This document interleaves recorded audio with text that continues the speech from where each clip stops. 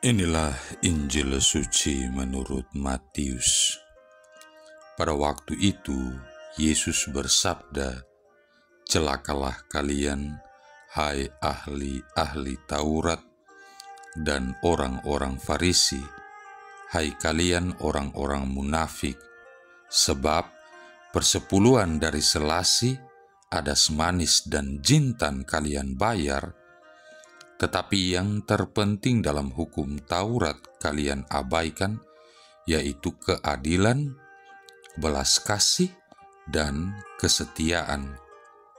Yang satu harus dilakukan, tetapi yang lain jangan diabaikan. Hai kalian pemimpin-pemimpin buta, nyamuk kalian tepiskan dari minumanmu, tetapi unta di dalamnya kalian telan. Celakalah kalian, hai ahli-ahli Taurat dan orang-orang Farisi, hai kalian orang-orang munafik, sebab cawan dan pinggan kalian bersihkan sebelah luarnya, tetapi sebelah dalamnya penuh rampasan dan kerakusan. Hai orang-orang Farisi yang buta, bersihkanlah dahulu sebelah dalam cawan itu, maka sebelah luarnya juga akan bersih." Demikianlah sabda Tuhan. Saudara-saudari yang terkasih, orang yang paling taat aturan Yahudi adalah orang Farisi. Mereka tidak akan lupa segala aturan tetek bengek sampai hal yang sekecil-kecilnya. Tidak hanya itu, mereka dengan sengaja menyerang dan membanding-bandingkan orang lain yang tidak menjalankannya. Mereka bisa mengamat-amati apa saja yang dilakukan orang lain dan sangat senang menemukan pelanggaran-pelanggaran yang terjadi.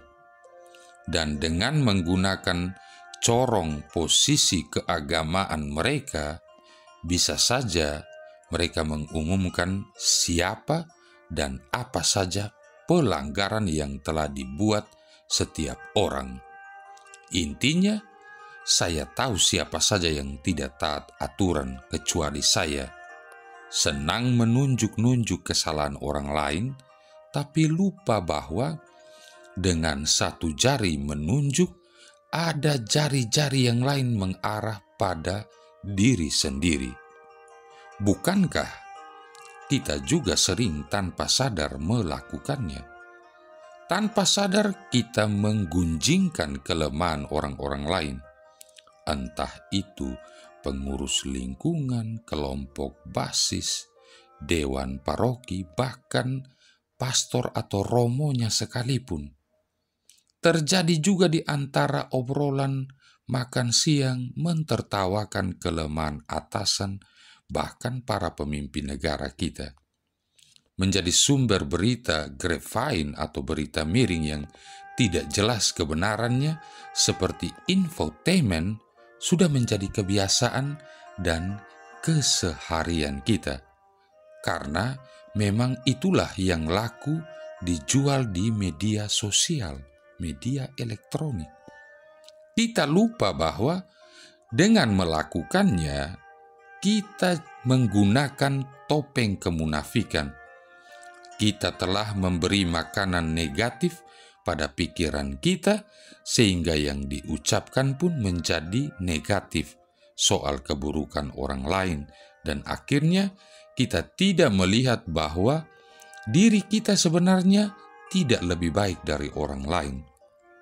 Makanan pikiran negatif inilah yang membutakan kita terhadap hal yang lebih penting yang diingatkan oleh Yesus di dalam Injil hari ini. Keadilan, belas kasihan, dan kesetiaan harus terus dipelihara di dalam hati kita.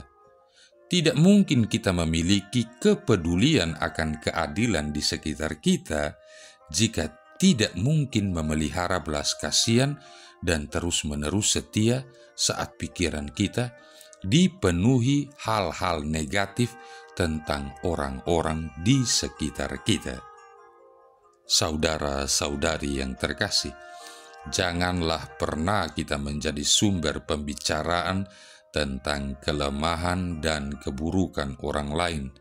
Tetapi justru di saat terjadi hal demikian, di mana kita berada di antara mereka yang membicarakannya, kita harus memelihara belas kasihan.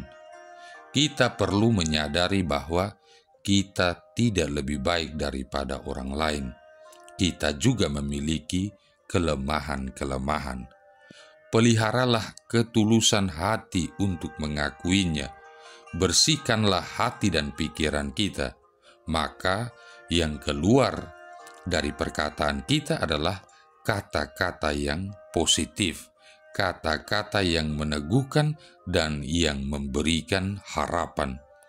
Perkataan yang menunjukkan keadilan, belas kasihan, dan kesetiaan kita untuk tetap berpikir positif. Setiap pada hal yang kecil memang sulit, karena kita sudah menjadikannya kebiasaan buruk.